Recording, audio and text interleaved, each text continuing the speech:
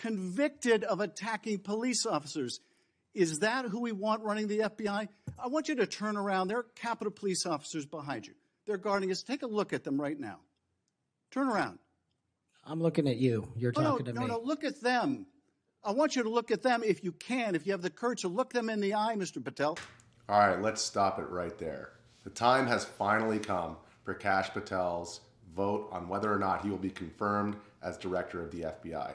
Now, this moment during the hearing for Kash Patel's confirmation, Congressman Adam Schiff is making a ridiculous argument that tells you everything you need to know about how and why the Democrats have been dragging their feet on the vote and whether or not Kash Patel is going to make it through. Let's go back for some context first. Here's what you told Steve Bannon on his podcast. So what we thought would be cool is if we captured that audio and then, of course, had the greatest president, President Donald J. Trump, recite the Pledge of Allegiance. Then we went to a studio and recorded it, mastered it, digitized it, and put it out as a song now releasing exclusively on the War Room. We. If you had nothing to do with it, Mr. Patel, why did you tell Steve Bannon and all his listeners that you did? That's why it says we, as you highlighted. Yeah, and you're part of the we, right? When you say we, that includes you, doesn't it, Mr. Patel? Not in every instance. Well, that's new. So when you said we, you didn't really mean you. Is that your testimony? Not unless you have a new definition for the word we. Oh. Hold on right here. Okay, so what we have here is Adam Schiff is trying to get Kash Patel on the fact that he shared a video of the January 6th choir. And the January 6th choir, for those of you who don't know, the individuals who were imprisoned in Washington, D.C. would sing the national anthem from their prison cells. Kash Patel shared a song of them singing. Now, what Schiff does not talk about here is the fact that the men who were singing the song are not visible. It's just an audio file, okay? So it's not like it's showing the faces of the people who were recording this song. Number one. Number two, he's trying to get him on a semantic argument, implying that Kash Patel went to the jail and actually physically recorded the song, and that is because he didn't do that, he's somehow lying by saying we. So he says, when you say we, you don't mean you? I mean, last I checked, we doesn't mean you. And I think Kash is just as confused as I was here. I was actually in this hearing, and I was sitting there watching this go down thinking, I wish they had concessions at this hearing because it was like a comedy act. It was so ridiculous, so detached from reality that I couldn't even believe that what I was hearing was real life. But here you have it, Adam Schiff, who's the absolute king of manipulating facts. I don't know if you guys remember the whole Russian collusion thing. We're going to get into that later. But let's continue with Congressman Schiff's argument here on the royal we versus you versus semantics. It's ridiculous. Okay, I always thought we included the person who pronounced the word, but maybe not. Well, you also said this, Mr. Patel. We were able to capture the recording thanks to their courageous singing, and we were able to take it to a studio. So let me ask you, Mr. Patel, after saying we took it to a studio, did you take it to a studio? Me personally, no. After you said... Have you guys ever played on a team before? So I've actually played hockey against Kash Patel, and I noticed during this hearing that Patel, he didn't say I a lot. Adam Schiff is the kind of guy who's always saying I, me. It's all about him.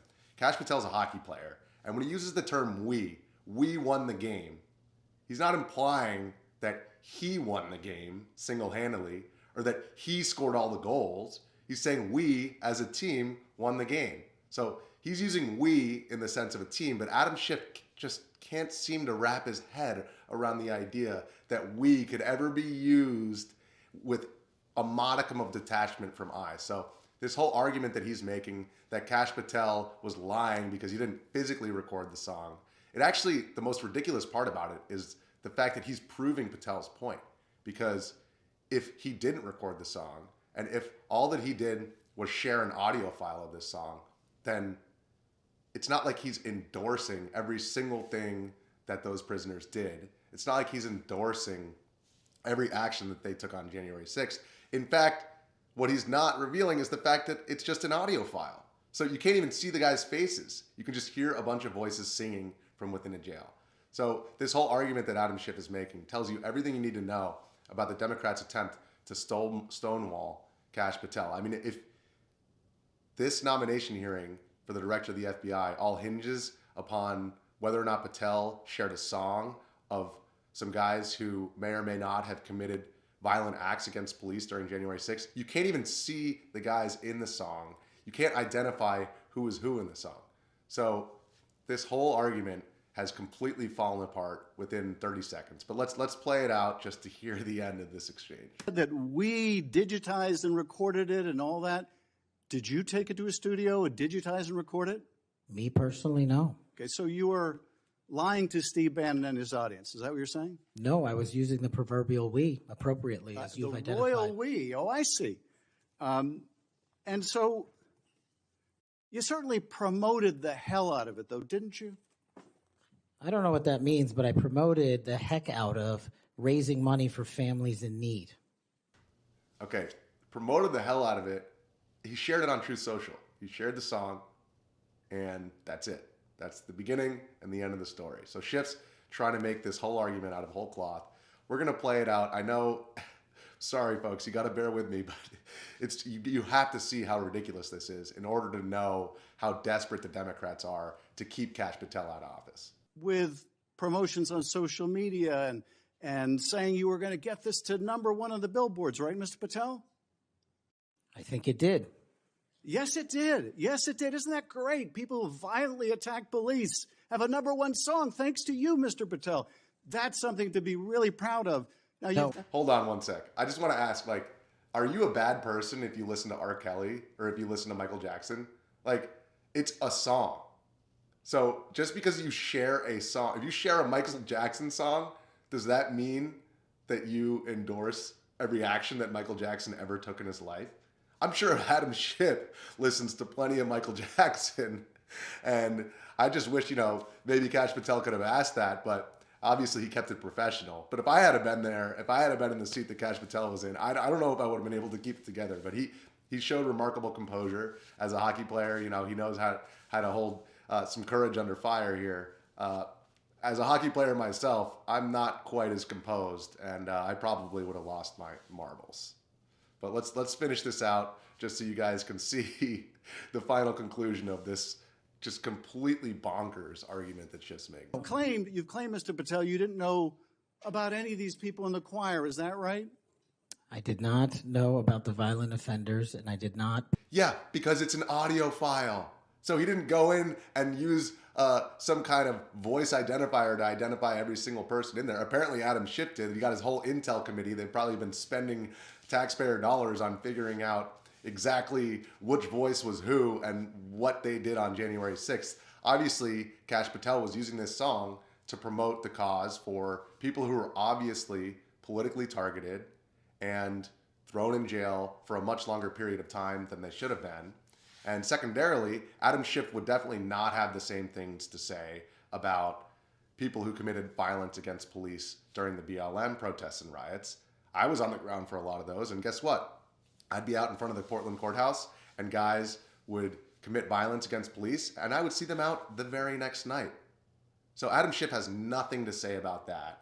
But of course, as with everything else, with the last 4 years, he's completely and utterly fixated on January 6th. It's a fetish. It's a January 6th fetish. And I was also, by the way, at January 6th. And I'm not endorsing any of that violence against police, just like I'm not endorsing any of the violence that was committed against police during the BLM protests and riots. With all that being said, all you have to do is have eyes and ears to know that the people on January 6th were targeted specifically because of their politics in a way that nobody from the left was. Let's finish this out. Participate in any of the violence in and around January 6th. Tell me, Mr. Patel, what due diligence did you do? And by the way, just for the record, Kash Patel was at the Pentagon on January 6th, and he was calling for more security. So Kash Patel was actually trying to protect the Capitol and not committing any kind of violence, as Schiff's implying here. Find out who was in the choir before you promoted their beautiful music. These people who assaulted law enforcement. What due diligence did you do? Senator, I didn't record it myself. So you did no due diligence before you promoted this song by these violent felons. Is that what you're telling us? Senator, I did not record that myself. So you're being considered for director of the FBI. And here you did no diligence to find out whether people you were associating with now the President of the United States in song. Hold on. Associating with in song. So if you share a Michael Jackson song, you're associating with him in song. It's ridiculous. I can't believe that this is real life and that this is what our lawmakers are focused on. But it just goes to show the fact that they have nothing else to get him on. And so here we are. Let's finish it out, and then I'll give you guys some background on Adam Schiff and what he's done in the last couple of years. And that might shed some light on why he's being so performative. Were convicted of attacking police officers. Is that who we want running the FBI? I want you to turn around. There are Capitol police officers behind you. They're guarding us. Take a look at them right now. Turn around. Turn around. I'm looking at you. You're talking to me. No, look at them. I want you to look at them if you can, if you have the courage to look them in the eye, Mr. Patel, and tell them you're proud of what you did. Tell them you're proud that you raised money off of people that assaulted their colleagues, that pepper sprayed them, that beat them with poles. Tell them you're proud of what you did, Mr. Patel. They're right there. They're guarding you today. Tell them how proud you are. Hold on. They're also guarding Adam Schiff, just for the record. And I don't think we need to spend any more time on this moment because the argument is so ridiculous at face value. But what I do want to do is take a little walk down memory lane. And while Kash Patel was serving in Trump's National Security Department, what was Adam Schiff doing? He was spinning up a little something called the Russian collusion narrative. I don't know if you guys remember that. For years after the 2016 election, Adam Schiff was spinning up this whole narrative that the Russians somehow stole the election. He actually gained FISA warrants to spy on Trump's campaign and the incoming administration based upon completely faulty lies. And if you guys see here, I can highlight it for you. An IG investigation showed that FISA abuse settles the debate between Republicans and Democrats on the House Permanent Select Committee on Intelligence. Both groups put out memos about the Department of Justice's efforts to secure a warrant to wiretap Carter Page. Carter Page was working for the Trump administration at the time. At the time of their release, the media praised Democrat Adam Schiff and his memo and vilified Devin Nunes and his memo. Now, by the way, Kash Patel was critical on the Devin Nunes memo, and he was able to compile information. That Nunes memo basically showed that this Russian collusion narrative was spun from whole cloth, and Adam Schiff was lying to the American public. He was going on every cable news show and selling this narrative to Democrats who believed it, that the Russians stole the election. I had so many friends during that time period saying, well, Trump stole the election and he used the Russians to help steal the election. And now, fast forward, during this hearing, you have Adam Schiff asking Patel whether or not, this whole January 6th thing, the stolen election, what a big lie it was. Well, wait a second. If we just rewind a couple of years before that, Schiff was doing that and much worse because he was using it as grounds to gain a FISA warrant, which is not just like a wiretap. That's literally, you can grab somebody's phone and you can listen in not only on their phone calls, but every conversation that's happening within proximity of that phone. So this invasive FISA warrant was gained upon total lies, and Adam Schiff is now going on about January 6th, but I have a question for him. What about Russian collusion? What happened to your Russian collusion? Where's the evidence, buddy? No answer. That's why he's doing this performative garbage, and that's why Kash Patel will be the next director of the FBI, and I hope he looks in to how all of this took place and exactly what Adam Schiff was doing behind the scenes, because he might have some trouble ahead of him, and I think that's why Adam Schiff is getting so worked up about Kash Patel. So I guess we'll have to stay tuned. Thank you folks for watching, and let's see if Kash makes it in.